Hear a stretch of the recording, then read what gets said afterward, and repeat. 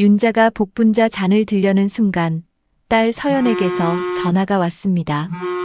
엄마! 그 술 절대 마시지 마세요. 지금 당장 화장실로 가요. 민지 가방에서 떨어진 약 봉투 사진이 카톡으로 도착했어요. 졸피뎀 성분? 윤자의 심장이 쿵 내려앉으며 며느리에 대한 믿음이 산산조각 났습니다. 감동과 재미를 담은 오디오 드라마입니다. 오늘의 이야기 시작합니다. 안양 중앙시장 골목 깊숙한 곳, 30년 된 은빛 세탁소의 새벽이 시작됩니다. 벽시계가 5시 반을 가리킬 때 오윤자는 늘 그랬듯 라디오 전원부터 켜요. 잔잔한 전파음 사이로 김추자애님은 먼 곳에가 흘러나오면 그제야 하루가 시작된 기분이 듭니다. 그대는 어디에 가 계신가요? 노래를 따라 부르며 윤자는 커피포트에 물을 부어요. 손목의 시계는 잘 쳐다보지 않지만 몸으로 기억하는 시간표가 있습니다. 5시 반 기상, 6시 빨래방 문 열기, 7시부터 단골들이 하나둘 나타나죠. 윤자는 올해 58입니다. 남편 장기수가 뇌출혈로 세상을 떠난 지 벌써 12년이 지났어요. 그때 도연이는 21, 서연이는 17이었습니다. 남편이 떠나고 나서 윤자 혼자 두 아이를 키우며 이 빨래방을 지켜왔어요. 새벽부터 밤늦게까지 다른 사람들의 옷을 빨고 말리고 개키며 생계를 이어왔죠. 첫 번째 손님은 건너편 철물점 사장 김종배입니다. 사장님, 오늘도 일찍 나오셨네요. 그러게 말입니다, 윤자 씨. 비 온다니까 빨래 맡기러 왔어요. 김종배는 작업복 뭉치를 내려놓으며 1,000원짜리 2장을 건네줘요. 윤자는 영수증을 끊어주며 미소를 지었습니다. 이어서 초등학교 교사인 박영희, 동네 미용실 원장 최순자가 연달아 들어와요. 모두들 윤자를 사장님이라 부르며 예의를 갖춰 대합니다. 30년 동안 한자리에서 장사를 해온 신뢰가 쌓인 거죠. 윤자는 각각의 옷감 특성을 다 기억해서 어떤 세제를 써야 하고 몇 분 돌려야 하는지 손으로 알고 있어요. 장롱 맨 윗칸에는 남편이 남긴 노란 봉투가 있습니다. 적금 통장 하나와 볼펜으로 삐뚤삐뚤 쓴 손글씨 메모가 들어있어요.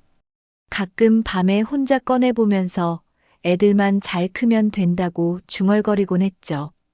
그 말이 윤자 자신을 다독이는 주문이었습니다. 메모에는 이런 글씨가 적혀 있어요. 윤자야, 돈은 사람을 살리기도 죽이기도 한다. 꼭 증빙을 남겨라. 혼자 끙끙 앓지 말고 사람을 불러라. 아들 장도연은 지금 33이에요. 중소가전유통회사에서 영업사원으로 일하고 있습니다. 성격이 아버지를 닮아서 말수가 적고 내성적이지만 어머니에게만큼은 다정해요. 회사에서 실적 압박을 받고 있다는 걸 윤자는 모르고 있습니다. 며느리 서민지는 31예요. 결혼 전에는 광고회사에서 일했는데 임신 후 그만두고 지금은 집에서 쇼츠 영상을 만들어 올리며 생활비를 보태고 있어요. 하루 종일 핸드폰만 들여다보며 영상을 편집하고 업로드하지만 수익은 생각만큼 나오지 않습니다. 요즘 들어 표정이 어둡고 신경질적이에요. 둘째 딸 서연이는 29입니다. 종합병원 응급실에서 간호사로 일하고 있어요. 성격이 어머니를 닮아서 침착하고 현실적이죠. 동생 역할을 톡톡히 하며 오빠 부부를 챙기기도 해요. 최근 재개발 소식을 듣고 어머니를 걱정하고 있지만 바쁜 업무 때문에 자주 찾아뵙지는 못하고 있습니다. 그날은 유난히 비가 많이 내리는 월요일이었어요. 장마 끝물이라 습도가 높아서 빨래가 잘 마르지 않는 날이었습니다. 윤자는 선풍기 2대를 틀어놓고 제습기까지 가동했지만 빨래방 안이 눅눅했어요. 손님들도 평소보다 적었죠. 점심때쯤 재개발 조합 사무소에서 온 직원이 찾아왔습니다. 사장님, 보상 관련 서류 검토하셨나요? 임대차 계약서랑 권리금 관련 서류 준비해 두세요. 윤자는 고개를 끄덕이며 서류를 받아들었어요. 30년 동안 한자리에서 장사해온 곳을 떠나야 한다는 현실감이 밀려왔습니다. 오후 2시쯤 도연이에게서 전화가 왔어요. 엄마, 비도 오는데 퇴근하고 종로 왕갈비에서 우리 셋이 같이 밥 먹어요. 서연이는 당직이라 못 오고 저희 둘이서 엄마 모시고 맛있는 거 먹고 싶어서요. 목소리가 평소와 달리 어딘가 어색했지만 윤자는 아들이 먼저 연락해서 밥을 같이 먹자고 하는 게 반가웠습니다. 그래, 몇 시에? 6시쯤 어때요? 알겠다, 아들아. 엄마가 일찍 정리하고 갈게. 전화를 끊고 나서 윤자는 괜히 기분이 좋아졌어요. 며느리와도 요즘 자주 못 봤는데 오랜만에 함께 밥을 먹을 수 있겠다는 생각에 설렜습니다. 5시가 되자 윤자는 시장 상인들에게 우산 몇 개를 빌려주고 빨래방 매대 불을 껐어요. 사장님 일찍 가시네요? 응, 아들이 밥 먹자고 해서. 아이고, 좋겠어요. 조심히 가세요. 이웃들의 따뜻한 인사를 받으며 윤자는 버스 정류장까지 뛰어갔습니다. 버스 안에서 창문에 맺힌 물방울을 바라보니 90년대에 남편과 함께 명동 나들이 가던 기억이 떠올랐어요. 그때도 이런 비 오는 날이었죠. 남편이 우산을 씌워주며 윤자야, 우리 애들 잘 키우자 했던 말이 귓가에 맴돕니다. 내가 벌어서 우리 애들 대학까지 보냈지. 혼자 중얼거리며 윤자는 마음 한켠으로는 뿌듯함을, 다른 한켠으로는 쓸쓸함을 느꼈어요. 종로 왕갈비집 앞에 도착한 윤자는 우산을 털며 안으로 들어갔습니다. 도현과 민지가 구석진 자리에 앉아 있었어요. 평소보다 일찍 와서 기다렸나 보네요. 엄마, 여기요. 도연이 손을 흔들며 반겼지만 표정이 어딘가 굳어 있었습니다. 아이고, 비 많이 맞으셨죠? 어서 앉으세요. 민지가 수건을 건네며 자리를 권했어요. 윤자는 가방을 의자에 걸고 앉으며 주위를 둘러봤습니다. 평일 저녁이라 손님이 많지 않아서 조용했어요. 갈비 굽는 냄새와 함께 은은한 조명이 분위기를 만들고 있었죠. 어머니, 오늘은 제가 술 한 잔 따라 드릴게요. 민지가 갑자기 말했습니다. 오늘은 소주 말고 복분자로 해요. 몸에 좋잖아요. 민지는 복분자 병을 열더니 윤자 앞에 놓인 잔에 정성스럽게 따랐어요. 붉은빛 술이 잔을 가득 채웠습니다. 윤자는 고개를 갸웃했어요. 평소 민지는 누구에게 술을 따르는 일이 거의 없었거든요. 오히려 술자리를 꺼려하는 편이었죠. 민지야, 웬일이니? 갑자기 술까지. 아, 그냥 오랜만에 어머니께 한 잔 따라드리고 싶어서요. 민지의 목소리가 평소보다 높았습니다. 도연은 계속 핸드폰을 들여다보며 뭔가를 확인하고 있었어요. 손가락으로 화면을 스크롤하는 모습이 초조해 보였습니다. 도연아, 핸드폰 좀 내려놔. 엄마랑 밥 먹으러 와서도 그러니? 아, 네. 죄송해요. 도연은 급히 핸드폰을 주머니에 넣었지만 계속 그쪽으로 손이 가고 있었어요. 민지는 윤자의 잔을 바싹 당기며 말했습니다. 어머님, 복분자가 정말 몸에 좋대요. 항산화 성분도 많고 혈액순환에도 도움이 된다고 하더라고요. 윤자가 잔을 들려는 순간 핸드폰이 울렸습니다. 화면에는 서연이라는 이름이 떠 있었어요. 여보세요, 서연아? 엄마. 서연의 목소리가 급박했습니다. 그 술 절대 마시지 마세요. 지금 당장 화장실로 가요. 잔을 바꾸세요. 목소리가 떨리고 있었어요. 윤자는 가슴이 철렁 내려앉았습니다. 무슨 일인지 모르겠지만 딸의 목소리에서 심각함이 느껴졌어요. 왜 그래? 윤자가 조용히 물었지만 서연은 이미 전화를 끊은 상태였습니다. 도현과 민지는 윤자의 표정 변화를 눈치채고 있었어요. 엄마, 무슨 전화예요? 도현이 물었지만 목소리에서 긴장감이 느껴졌습니다. 윤자는 순간적으로 판단했어요.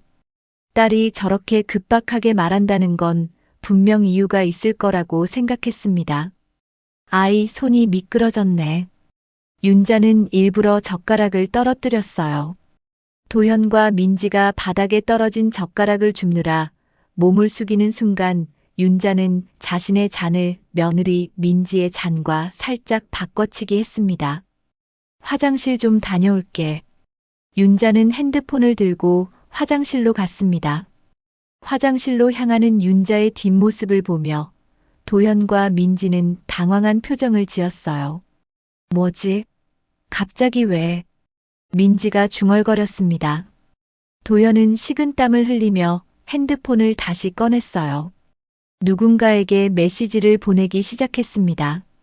화장실 세면대에서 손을 씻으며 윤자는 거울 속 자신의 눈을 똑바로 봤습니다. 58년을 살아오면서 많은 일들을 겪어봤지만 이런 상황은 처음이었어요. 딸이 왜 그런 말을 했을까? 복분자에 무슨 문제가 있는 걸까? 아니면 민지나 도연이 뭔가 숨기고 있는 건 아닐까? 30년 동안 세탁소를 운영하면서 윤자는 사람을 보는 눈이 생겼어요. 옷에 밴 냄새만 맡아도 그 사람이 어떤 생활을 하는지 대충 알 수 있었습니다. 오늘 민지의 행동도 뭔가 부자연스러웠어요. 평소와 다른 적극성, 어색한 미소, 그리고 복분자를 권하는 모습까지. 윤자는 핸드폰을 꺼내 서연에게 문자를 보냈습니다. 무슨 일이니? 엄마 걱정된다. 답장은 금세 왔어요. 지금은 설명 못해. 일단 그 자리에서 나와. 혼자 택시 타고 집에 가. 서연의 문자는 평소와 달리 명령조였습니다. 세면대 위 거울을 다시 보며 윤자는 깊게 숨을 들이쉬었어요. 뭔가 큰일이 벌어지고 있다는 직감이 들었습니다. 하지만 지금 당장 도망칠 수는 없었어요. 도현과 민지가 뭘 원하는지, 왜 이런 상황이 벌어진 건지 알아야 했습니다. 화장실에서 나온 윤자는 자리로 돌아갔어요. 도현과 민지는 뭔가 심각한 대화를 나누다가 윤자를 보고 급히 말을 멈췄습니다. 어머니, 괜찮으세요? 민지가 물었지만 얼굴이 새하얗게 질려 있었어요. 응, 괜찮다. 윤자는 자리에 앉으며 바뀐 잔을 확인했습니다. 민지 앞에 있던 잔이 이제 자신 앞에 있었어요. 민지는 윤자가 원래 마시려던 복분자가 든 잔을 자신도 모르게 들이켰습니다. 갑자기 기침을 하더니 얼굴을 찌푸렸어요. 이상하네. 목이. 민지가 잠깐 말을 흐렸습니다. 도연은 더욱 당황한 표정으로 민지를 쳐다봤어요. 그 순간 윤자의 핸드폰에 카톡이 왔습니다. 서연에게서 온 메시지였어요. 사진 한 장이 첨부되어 있었습니다. 사진을 보는 순간 윤자의 심장이 쿵 내려앉았어요. 수면제 성분이 적힌 약 봉투가 찍혀 있었습니다. 메시지가 이어졌어요. 오전에 올케 가방에서 떨어진 걸 내가 주었어. 이건 졸피뎀 성분. 졸음 유도제야. 엄마 핸드폰이랑 앱을 지문으로 열려고 했던 것 같아. 윤자는 메시지를 읽으며 온몸에 소름이 돋았습니다. 수면제, 지문? 왜 자신의 지문이 필요한 건지, 도연과 민지가 무엇을 계획하고 있는 건지 알 수 없었어요. 하지만 한 가지는 확실했습니다. 자신이 위험한 상황에 놓여 있다는 것이었죠. 윤자는 핸드폰 화면을 보며 손이 미세하게 떨리는 것을 느꼈습니다. 수면제라는 단어가 머릿속에서 맴돌았어요. 왜 며느리가 수면제를 가지고 있었을까? 그것도 하필 오늘 자신과 만나는 자리에서 복분자에 타려고 했던 건 아닐까? 생각할수록 등골이 서늘해졌습니다. 민지는 계속 목을 붙잡고 기침을 했어요. 이상해, 목이 칼칼하고 어지러워. 도연은 식은땀을 흘리며 민지의 등을 두드려줬습니다. 괜찮아? 물 좀 마셔봐. 하지만 도연의 눈빛에는 당황스러움과 함께 뭔가 다른 감정이 섞여 있었어요. 윤자는 최대한 태연한 척하며 갈비를 집어 올렸습니다. 민지야, 괜찮니? 얼굴이 하얗네. 아니에요, 괜찮아요. 그냥 목이 좀. 민지는 손등으로 이마를 닦으며 말했어요. 하지만 눈동자가 초점을 잃고 있었습니다. 윤자는 서연의 메시지를 다시 읽어봤어요. 엄마 핸드폰이랑 앱을 지문으로 열려고 했던 것 같아. 내 핸드폰이랑 앱을? 혹시 도현과 민지가 자신의 금융정보에 접근하려 했던 건가? 도연아, 윤자가 조심스럽게 말을 꺼냈습니다. 요즘 뭐 힘든 일 있니? 표정이 좋지 않더라. 도연은 젓가락을 든 손을 멈추고 윤자를 바라봤어요. 아니에요, 엄마. 그냥 회사 일이 좀 바빠서. 하지만 목소리가 떨리고 있었습니다. 민지야, 너도 요즘 뭐 힘든 일 있니? 얼굴이 거칠어 보여. 윤자가 더욱 직접적으로 물어봤어요. 민지의 눈동자가 크게 흔들렸습니다. 아, 예, 컨텐츠가 잘 안 돼서요. 조회수도 안 나오고. 그런데 윤자의 경험으로는 민지가 거짓말을 하고 있다는 게 느껴졌어요. 30년 동안 빨래방을 운영하면서 윤자는 사람들의 거짓말을 구분하는 능력이 생겼습니다. 옷에 묻은 얼룩의 종류로 그 사람이 어떤 하루를 보냈는지 알 수 있었고, 표정과 목소리의 미묘한 변화로 진실과 거짓을 가려낼 수 있었어요.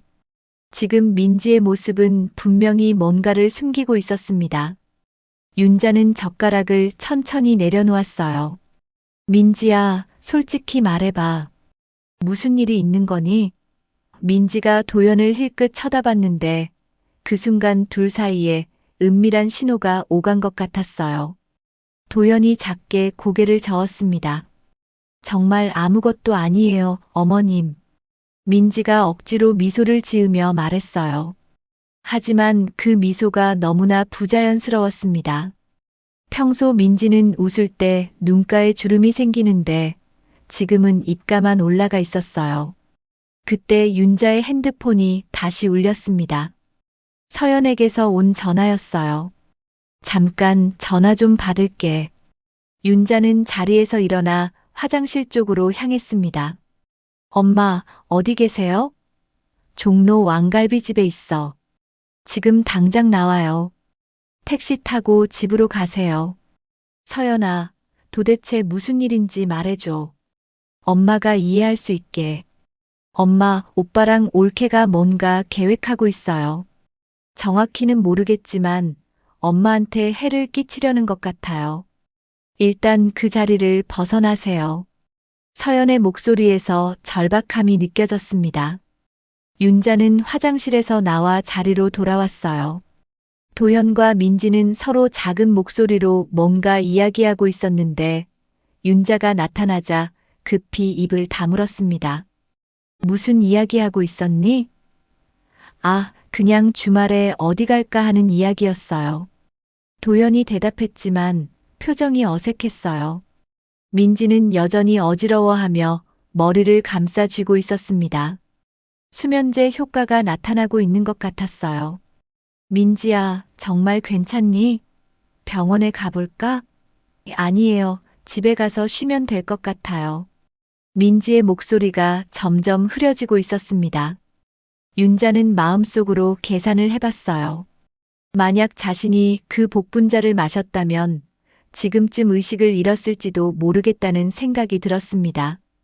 그럼 도연과 민지는 의식이 없는 자신을 어디로 데려갈 계획이었을까? 집으로 데려가서 지문으로 핸드폰을 열고 금융앱에 접속해서 뭔가를 하려고 했던 건 아닐까? 재개발 보상금 이야기가 떠올랐어요. 며칠 전 조합 사무소에서 나온 직원이 말하기를 이 구역 상가들의 보상금이 적지 않을 거라고 했었죠. 30년간 장사해온 권리금까지 합치면 제법 큰 돈이 될 거라고 했습니다. 엄마, 갑자기 안색이 안 좋으신데. 도연이 걱정스런 척 물어봤어요. 하지만 윤자에게는 그 관심조차 가짜로 느껴졌습니다. 아니다, 괜찮아. 그런데 민지가 더 안 좋아 보이는데 오늘은 일찍 헤어지자. 윤자가 말하자 도연의 표정이 당황스럽게 변했어요. 아, 엄마. 식사도 제대로 못했는데. 괜찮다. 민지 상태가 안 좋은데 억지로 앉아있을 필요 없잖니. 윤자는 가방을 들며 일어났습니다. 도연과 민지는 서로를 바라보며 뭔가 신호를 주고받고 있었어요. 그럼 저희가 엄마 집까지 모셔다 드릴게요. 도연이 급히 말했습니다. 아니다. 너는 민지 돌봐줘. 엄마는 택시 타고 갈게. 윤자는 단호하게 거절했어요. 절대로 도연과 민지와 함께 차를 타서는 안 된다는 직감이 들었습니다. 계산을 마치고 밖으로 나온 윤자는 택시를 잡았어요. 차 안에서 뒤를 돌아보니 도연과 민지가 식당 앞에서 자신을 지켜보고 있었습니다. 도연은 핸드폰으로 누군가와 통화를 하고 있었어요. 윤자는 가슴이 두근거리며 집 주소를 택시기사에게 알려줬습니다. 집에 도착한 윤자는 현관문을 잠그고 나서야 안도의 한숨을 내쉬었습니다. 택시 안에서도 계속 뒤를 돌아봤지만 다행히 따라오는 차는 없었어요. 하지만 마음은 여전히 불안했습니다. 오늘 일어난 일들이 꿈같이 느껴졌어요. 가장 먼저 할 일은 장롱 속 노란 봉투를 확인하는 것이었습니다. 윤자는 침실로 가서 장롱문을 열었어요. 맨 윗칸에 있어야 할 봉투가 그대로 있었습니다. 손을 뻗어 봉투를 꺼내며 가슴이 두근거렸어요. 봉투를 열어보니 통장은 그대로 있었습니다. 하지만 뭔가 이상했어요. 평소에 통장과 함께 넣어두었던 인감도장이 보이지 않았습니다. 봉투를 뒤집어 털어봐도 도장은 나오지 않았어요. 윤자의 등줄기로 식은땀이 흘렀습니다. 어떻게 된 거지? 윤자는 봉투 안을 더 자세히 들여다봤어요. 남편이 남긴 손글씨 메모는 그대로 있었지만 분명히 함께 보관하던 인감도장이 사라져 있었습니다. 언제 누가 가져간 건지 아니면 자신이 다른 곳에 둔 건지 기억이 나지 않았어요. 윤자는 집안을 샅샅이 뒤져봤습니다. 서랍장, 화장대, 부엌 찬장까지 모든 곳을 확인했지만 도장은 찾을 수 없었어요. 몇 년 동안 그 노란 봉투에 통장과 도장을 함께 보관해 왔는데 도장만 사라진다는 게 말이 되지 않았습니다. 그때 현관 초인종이 울렸어요. 윤자는 깜짝 놀라며 인터폰 화면을 확인했습니다. 서연이었어요. 엄마, 저예요. 문 열어주세요. 윤자는 급히 현관으로 달려가 문을 열었습니다. 서연아, 엄마 괜찮으세요? 다치신 데는 없고요. 서연은 숨을 헐떡이며 어머니를 껴안았어요. 병원에서 급히 나온 듯 간호사복 위에 겉옷만 걸친 차림이었습니다. 응, 괜찮다. 그런데 너는 어떻게 오빠 일을? 서연은 어머니의 손을 잡고 거실로 들어가며 말했어요. 엄마, 오늘 오전에 병원 앞에서 우연히 올케를 봤어요. 병원에서 급하게 나오는 걸 봤는데 올케 가방에서 약 봉투가 하나 떨어지더라고요. 처음에는 그냥 두통약인 줄 알았는데 병원 선생님한테 물어보니까 수면 유도제래요. 그래서 이상하다 싶어서. 그래서 엄마한테 전화한 거니? 네, 뭔가 수상해서요. 올케가 왜 수면제를 가지고 있는지, 그것도 하필 엄마랑 만나는 날에. 서연의 목소리에서 걱정이 묻어났습니다. 윤자는 서연에게 인감도장이 사라진 일을 말했어요. 도장이 없어졌다고요? 언제부터요? 모르겠다. 오늘 확인해 보니까 없더라. 서연의 표정이 심각해졌습니다. 엄마, 혹시 오빠나 올케가 집에 온 적 있어요? 최근에? 생각해 보니 지난주에 도연이 혼자 들른 적이 있었어요. 에어컨 청소해준다며 와서 한두 시간 있었습니다. 그때 윤자는 시장에 장 보러 나갔었고 도연이 혼자 집에 있었던 시간이 있었어요. 지난주에 도연이가 왔었는데 그때 가져간 걸 수도 있어요. 서연이 말했습니다. 엄마, 요즘 재개발 이야기 많이 나오잖아요. 혹시 오빠가 돈이 필요해서. 서연은 말을 끝까지 하지 못했지만 윤자도 같은 생각을 하고 있었어요. 그때 윤자의 핸드폰이 울렸습니다. 도연에게서 온 문자였어요. 엄마, 민지 상태가 좀 나아졌어요. 그런데 내일 새마을 금고 좀 같이 가실 수 있을까요? 예전에 엄마가 공동명의로 넣어놨던 적금이 만기가 돼서 정리해야 할 것 같아요. 윤자와 서연은 서로를 바라봤어요. 공동명의 적금이요?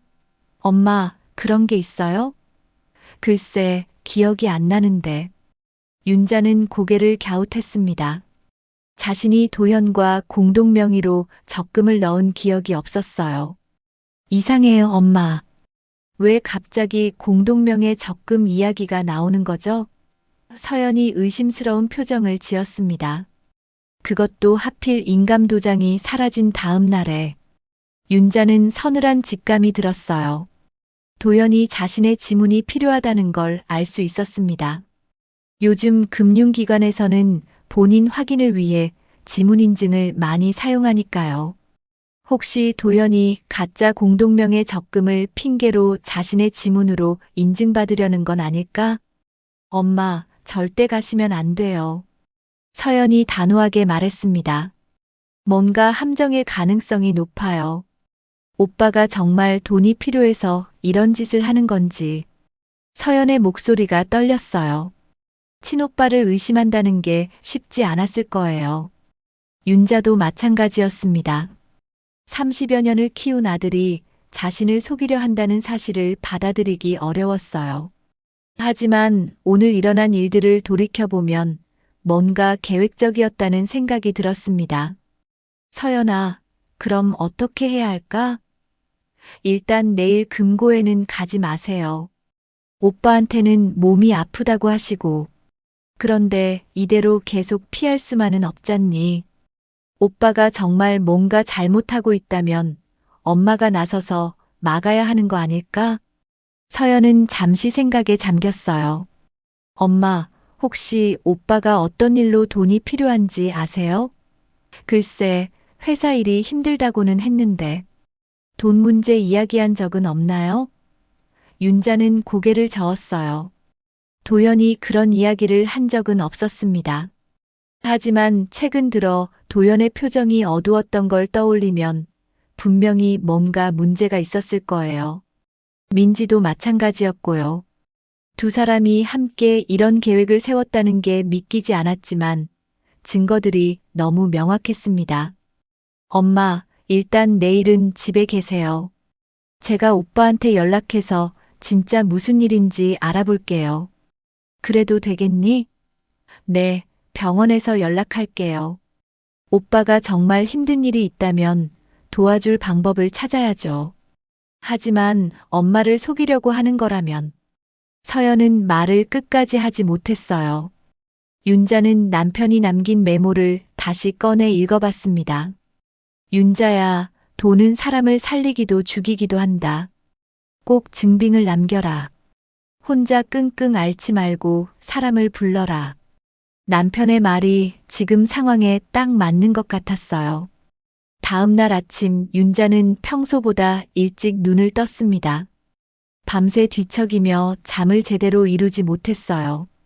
도연에게서 온 문자 때문에 마음이 무거웠습니다.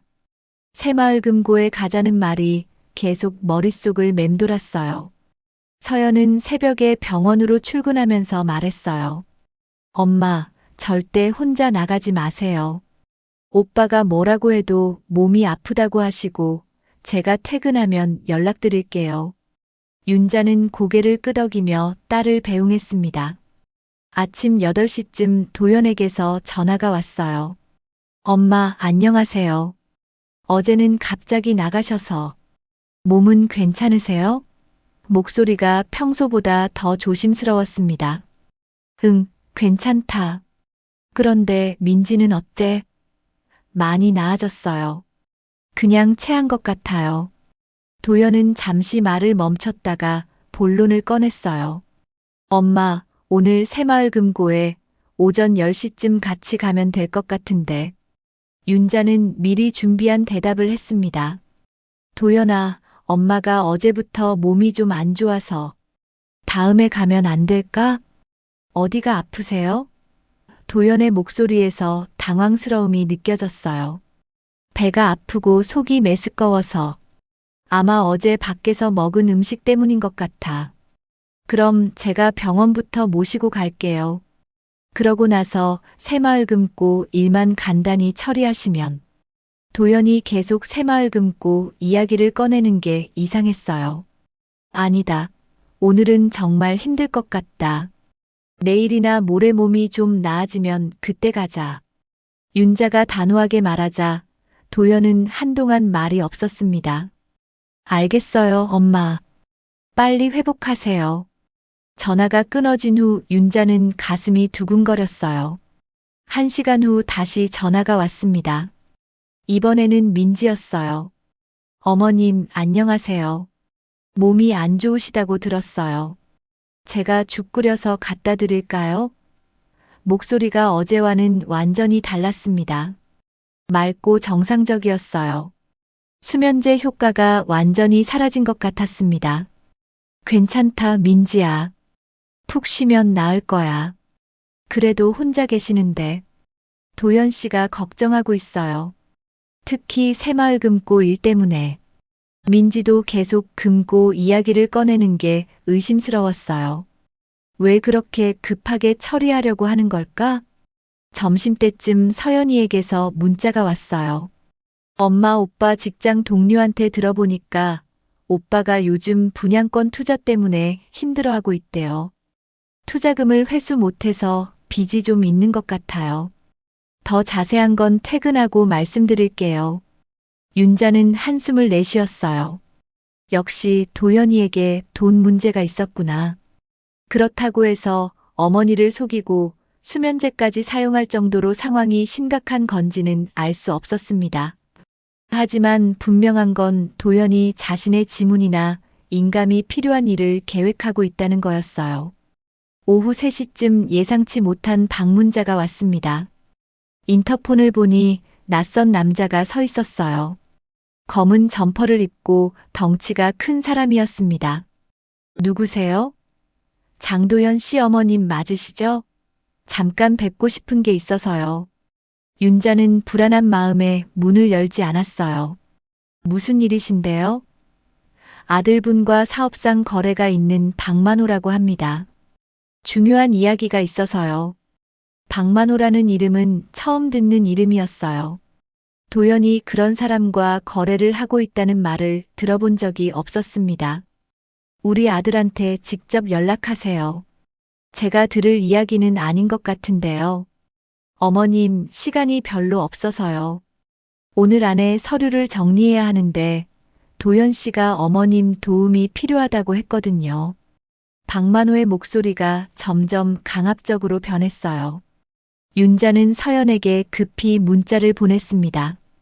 집 앞에 이상한 사람이 와서 도연이 일로 만나자고 해. 어떻게 하지? 답장은 금세 왔어요. 절대 문 열지 마세요.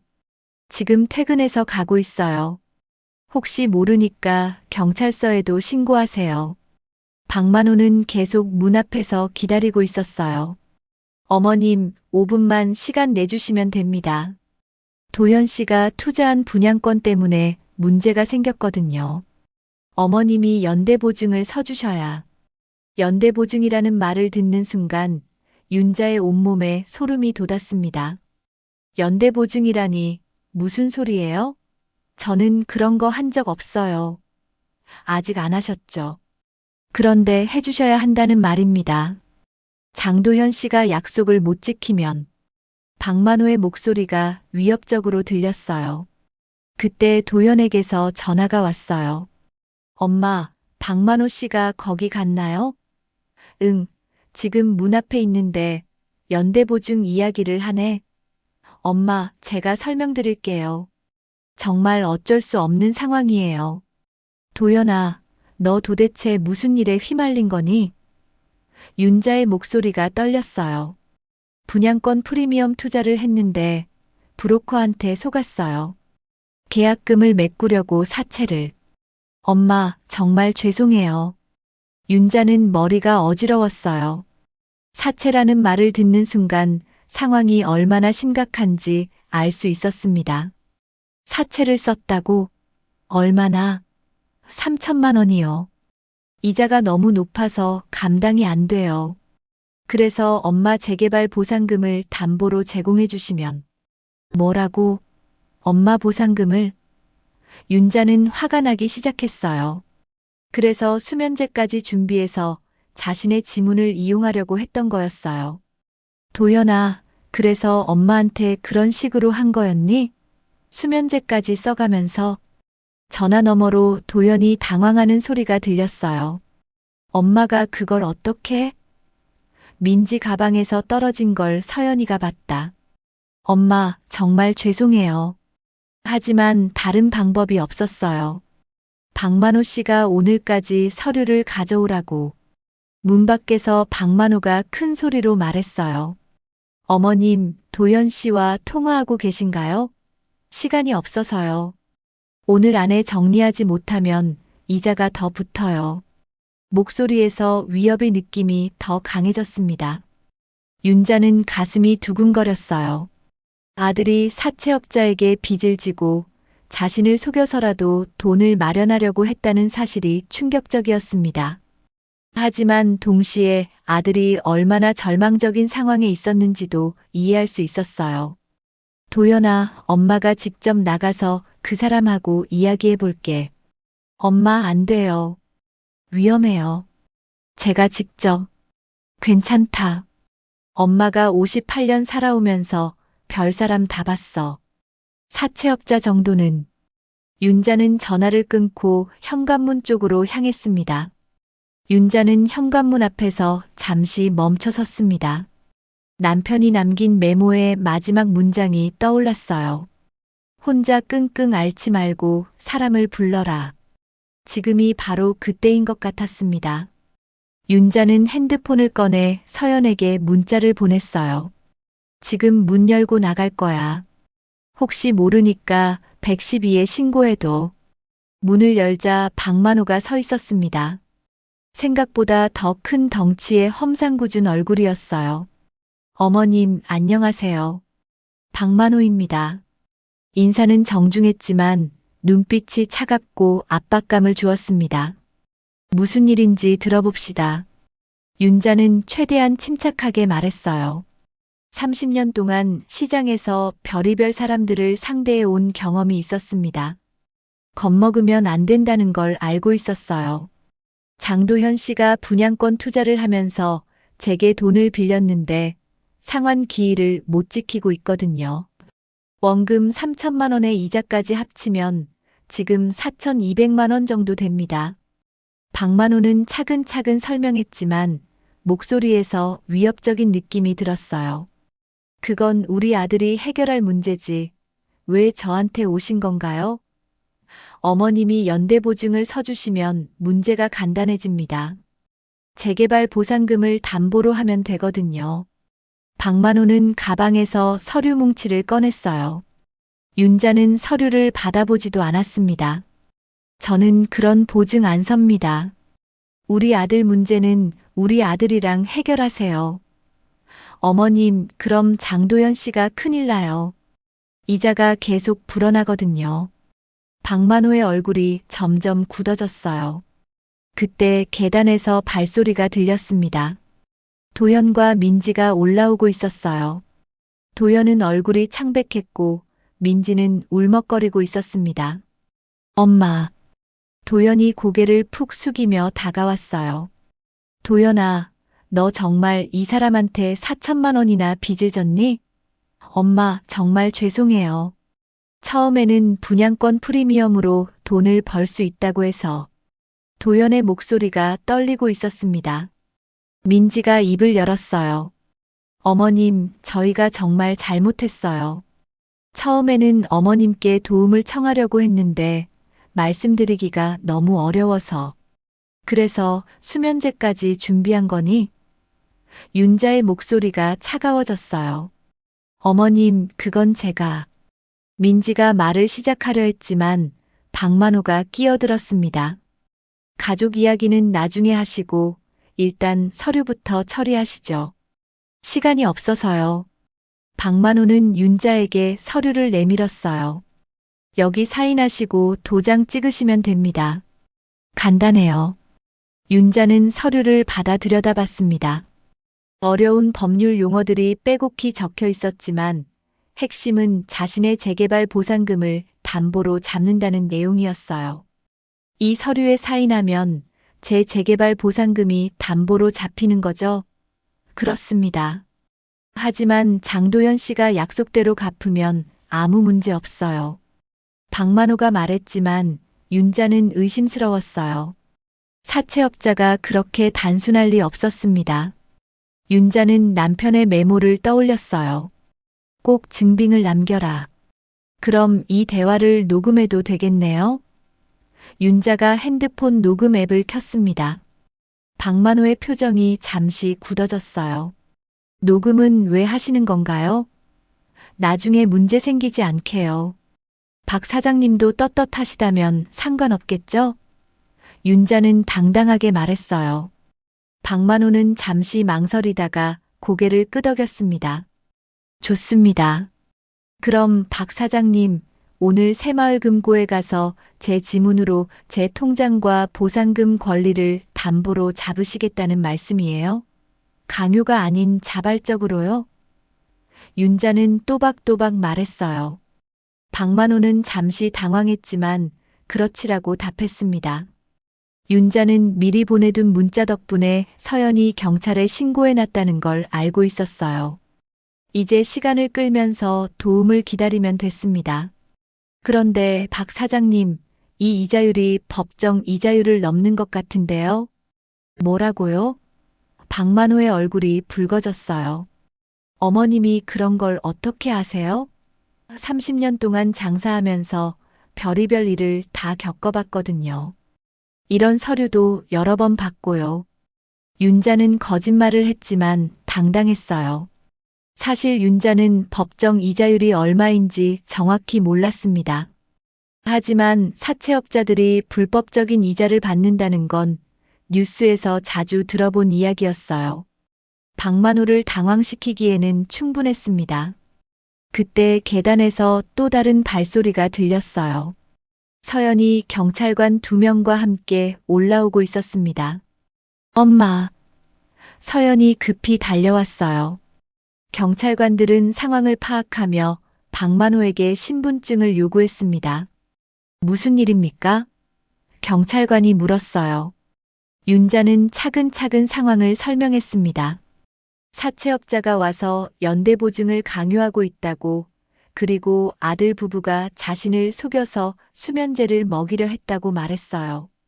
박만호는 당황하며 변명했습니다. 저는 정당한 채권 회수를 하고 있는 겁니다. 강요한 적 없어요. 하지만 윤자가 녹음한 파일에는 박만호가 압박하는 내용이 고스란히 담겨 있었어요. 경찰관은 녹음 파일을 들어보더니 박만호에게 말했습니다. 일단 서해 동행해서 조사받으셔야겠습니다. 불법 채권 추심 혐의가 있어 보이네요.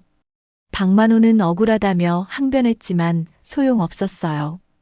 도연과 민지는 바닥에 주저앉아 울고 있었어요. 엄마, 정말 죄송해요. 저희가 정말 잘못했어요. 도연이 무릎을 꿇으며 말했습니다. 민지도 어머님 용서해 주세요라며 계속 고개를 숙였어요. 윤자는 복잡한 마음이었습니다. 아들이 자신을 속이려 했다는 사실이 충격적이었지만 동시에 아들이 얼마나 절망적인 상황에 있었는지도 이해할 수 있었어요. 하지만 잘못된 방법으로 문제를 해결하려 했다는 건 용서할 수 없었습니다. 도연아, 일단 일어나. 땅이 꺼져라 절을 한다고 해서 문제가 해결되는 건 아니야. 윤자는 아들의 팔을 잡아 일으켰어요. 이제부터는 정직하게 이야기해. 엄마가 도울 수 있는 건 도와줄 테니까. 서연이 어머니의 손을 잡았어요. 엄마, 정말 용감하셨어요.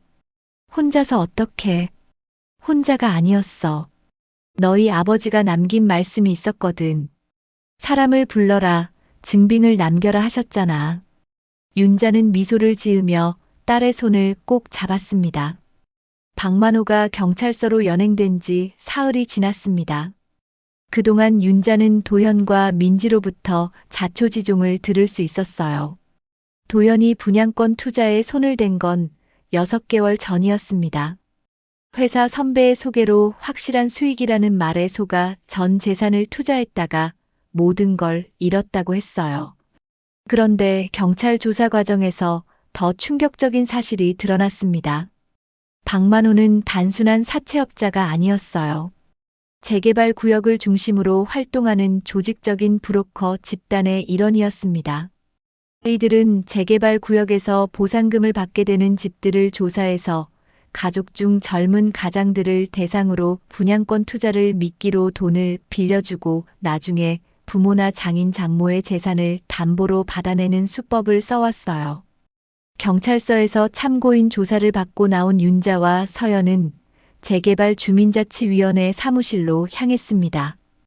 위원장인 김정수 씨는 이런 일이 이 구역에서만 벌어진 게 아니라고 말했어요. 최근 몇 달 사이에 비슷한 피해 사례가 여러 건 접수됐습니다. 모두 같은 패턴이에요. 어떤 패턴이요? 윤자가 물었습니다. 젊은 사람들한테 분양권 투자를 권유하고 실패하면 사채를 빌려주고 나중에 부모님 재산을 담보로 받아내는 거죠. 그 뒤에는 종로에 있는 공인중개사 사무소가 있어요. 서연이 놀란 표정으로 물었어요. 공인중개사가 이런 일에 관여한다고요? 네, 김춘복이라는 사람이 운영하는 곳인데 겉으로는 정상적인 부동산 중개업을 하지만 뒤로는 이런 사기를 주도하고 있어요. 박만호는 그냥 말단 실행자일 뿐이고요. 윤자는 왕갈비집 근처라는 말을 듣고 섬뜩했어요. 혹시 그날 도연이 그 식당을 선택한 것도 우연이 아니었을까? 김정수 위원장은 계속 설명했습니다. 이들의 수법은 매우 치밀해요. 먼저 분양권 투자 정보를 흘려서 관심을 끌고 실패하면 사채를 연결해주고 마지막에는 수면제까지 이용해서 지문이나 인감을 확보하라고 시킨다고 해요. 그럼 우리 도연이도 처음부터 표적이었던 건가요? 윤자가 물었어요. 그럴 가능성이 높습니다. 재개발 구역 주민들의 자녀 정보를 미리 파악해서 접근하거든요. 특히 어머님처럼 상가를 오래 운영하신 분들의 자녀들을 노려요. 서연이 분노에 찬 목소리로 말했어요. 그럼 오빠는 완전히 당한 거네요. 처음부터 끝까지 계획된 사기였던 거구나. 윤자도 화가 났지만 동시에 아들이 얼마나 절망적이었을지 이해할 수 있었어요. 김정수 위원장이 제안했습니다. 어머님, 이번 기회에 김춘복 일당을 완전히 뿌리 뽑아야 해요. 어머님이 가지고 계신 녹음 파일과 증거들이 매우 중요해요. 경찰 수사에 적극 협조해 주시면 다른 피해자들도 구할 수 있어요. 윤자는 고민에 빠졌어요. 자신과 가족의 일만 해결하고 조용히 넘어갈 수도 있었지만 다른 사람들도 같은 피해를 당하고 있다는 걸 알고 나니 그냥 넘어갈 수 없었습니다. 제가 어떤 도움을 드릴 수 있을까요? 우선 김춘복 사무소에 직접 가서 대화를 나눠보시면 어떨까요? 물론 위험하니까 경찰과 함께 가야겠지만요. 서연이 걱정스러운 표정으로 말했어요. 엄마, 너무 위험하지 않을까요? 괜찮아. 엄마가 58년 살아오면서 이런 악한 사람들을 많이 봤어. 특히 30년 동안 세탁소 하면서 사람 냄새로 사기꾼들 구별하는 법도 배웠고, 윤자는 결심을 굳혔어요. 다음 날 오후 윤자는 경찰 2명과 함께 종로에 있는 김춘복 공인중개사 사무소로 향했습니다. 사무소는 생각보다 번화한 곳에 있었어요. 겉보기에는 평범한 부동산 중개업소 같았지만 안으로 들어가니 분위기가 달랐어요. 김춘복은 50대 중반의 뚱뚱한 남자였어요. 정장을 입고 있었지만 눈빛이 시꺼멓고 교활해 보였습니다. 어머님, 무슨 일로 오셨나요? 겉으로는 정중했지만 속마음을 알 수 없는 미소를 지었어요. 제 아들 장도연 아세요? 윤자가 직접적으로 물었습니다. 김춘복의 표정이 잠시 굳어졌어요. 잘 모르겠는데요. 박만호라는 사람은 어떠세요? 윤자가 더 압박하자 김춘복은 당황했어요. 아, 그 사람이요? 그냥 아는 사람인데. 그 사람이 제 아들한테 사채를 빌려주고 저한테 연대보증을 강요했거든요. 당신이 배우라고 들었는데요. 윤자의 목소리가 단호해졌어요. 김춘복은 손사래를 치며 부인했어요. 어머님, 오해가 있으신 것 같은데요. 저는 그냥 부동산 중개업만 하고 있어요. 하지만 눈동자가 불안하게 흔들리고 있었어요. 경찰관이 나섰습니다. 김춘복 씨, 분양권 투자 사기와 관련해서 조사받으실 일이 있어 보이는데요. 협조해 주시죠. 김춘복의 얼굴이 새하얗게 변했어요. 윤자는 일어나서 김춘복을 똑바로 바라봤어요. 김 사장님, 내가 무식해 보여도 세탁소에서 사람 냄새 숱하게 맡으면서 살아왔어요. 그 냄새로 사기꾼도 구분해요. 우리 애들은 잘못을 했고 벌 받을 거예요. 그런데 당신들은 먹이 사슬의 윗선이지. 내 손으로 여기 끝까지 밝힐 거야. 김춘복이 변명하려 했지만 경찰이 김춘복을 연행했어요. 당신 같은 사람 때문에 얼마나 많은 가정이 파탄났는지 알아요? 우리 도연이만 당한 게 아니라는 거 다 알고 있어요. 사무소 밖으로 나온 윤자는 다시 비가 내리기 시작하는 하늘을 올려다봤어요. 90년대에 남편과 함께 뛰어다니던 추억이 떠올랐습니다. 그때도 어려움이 많았지만 함께 헤쳐나갔었죠. 여보, 나 지금 잘하고 있지? 마음속으로 남편에게 물어봤어요. 경찰관이 말했습니다. 어머님 덕분에 중요한 단서를 확보했어요. 이제 본격적인 수사가 시작될 거예요. 윤자는 고개를 끄덕이며 빗속을 걸어갔습니다. 아직 갈 길이 멀었지만 포기하지 않을 거라는 다짐을 했어요. 집으로 돌아가는 길에 윤자는 생각했어요. 이 모든 일이 끝나면 가족들과 새로운 시작을 해야겠다고. 아들의 잘못을 용서하되 다시는 이런 일이 생기지 않도록 가족들과 더 많은 대화를 나눠야겠다고 말이에요. 2달이 흘렀습니다. 경찰 수사 결과 김춘복과 박만호 일당의 조직적인 사기 행각이 모두 드러났어요. 분양권 투자를 미끼로 한 사기에 강요, 사기 미수 등의 혐의가 추가되어 이들은 모두 구속됐습니다. 윤자의 용기 있는 신고와 증언 덕분에 비슷한 피해를 당한 다른 가족들도 구제받을 수 있었어요. 민지는 수면제 구입과 관련해서 약사법 위반으로 조사를 받았지만 초범이고 반성하는 태도를 보여 벌금형으로 마무리됐습니다. 대신 상담 치료를 받기로 했어요. 매주 목요일마다 가족상담센터에 나가서 전문가와 이야기를 나누고 있었습니다. 도연은 회사에 모든 사실을 털어놓았어요. 사채 문제와 어머니를 속이려 했던 일까지 솔직하게 고백했습니다. 회사에서는 3개월 감봉 처분을 내렸지만 해고하지는 않았어요. 대신 도연은 채무조정 절차를 통해 박만호에게 진 빚을 법정 이자율로 재계산해서 갚기로 했습니다. 윤자는 장롱 속 노란 봉투를 다시 꺼내 정리했어요. 남편의 메모는 그대로 두고 대신 봉투 앞면에 새로운 종이를 붙였습니다. 증빙, 사람, 경계, 그리고 함께 라고 적었어요. 이번 일을 겪으면서 깨달은 소중한 교훈들이었습니다. 사라졌던 인감 도장도 찾았어요. 도연이 양심의 가책을 느끼고 돌려준 거였습니다. 엄마, 정말 죄송해요. 그때 제가 정신이 나갔었어요. 도연은 도장을 건네며 또다시 고개를 숙였어요. 윤자는 도장을 받아들고 아들의 어깨를 두드려줬습니다. 이제 됐어.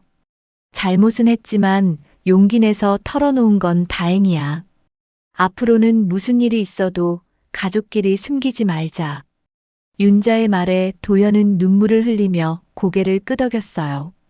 시장 사람들과 동네 성당 봉사팀이 빨래방에 모여 재개발 상담 모임을 열기 시작했어요. 한 달에 2번씩 모여서 계약서 읽는 법, 사기 예방법, 신고 요령 등을 공유했습니다. 윤자는 자신의 경험을 바탕으로 조심해야 할 점들을 알려줬어요. 계약서에 사인하기 전에는 반드시 가족들과 상의하세요. 그리고 급하다고 재촉하는 사람일수록 더 의심해봐야 해요. 윤자의 말에 모임에 참석한 상인들이 고개를 끄덕였어요. 특히 젊은 자녀를 둔 부모들은 더욱 관심을 보였습니다. 재개발 조합에서도 윤자의 사례를 참고해서 주민보호 대책을 마련했어요. 보상금 관련 사기를 예방하기 위한 안내책자를 제작하고 의심스러운 접촉이 있을 때 신고할 수 있는 한라인도 만들었습니다. 어느 비 오는 오후 도연이 조심스럽게 세탁소 문을 열었어요. 엄마, 계세요? 응, 들어와. 윤자는 빨래를 개키며 대답했습니다. 도연은 평소보다 밝은 표정이었어요. 엄마, 회사에서 진급 이야기가 나왔어요. 이번 일 때문에 오히려 신뢰를 얻었다고 하네요. 솔직하게 털어놓은 게 좋게 평가됐나 봐요. 도연의 목소리에서 희망이 느껴졌어요. 그래, 다행이네. 민지는 좀 어때? 많이 나아졌어요. 상담받으면서 스트레스도 많이 줄었고 요즘은 정말 건전한 영상들을 만들고 있어요. 수익도 조금씩 늘고 있고요. 윤자는 안도의 한숨을 내쉬었어요. 가족이 다시 제자리를 찾아가고 있다는 생각이 들었습니다. 그때 서연이가 들어왔어요. 엄마, 오빠도 왔네? 응, 일 끝나고 들렀어. 서연은 가방을 내려놓으며 말했어요. 엄마, 오늘 병원에서 동료들한테 엄마 이야기했더니 다들 대단하다고 하더라고요. 뭘 대단해. 엄마는 그냥 해야 할 일을 한 거지.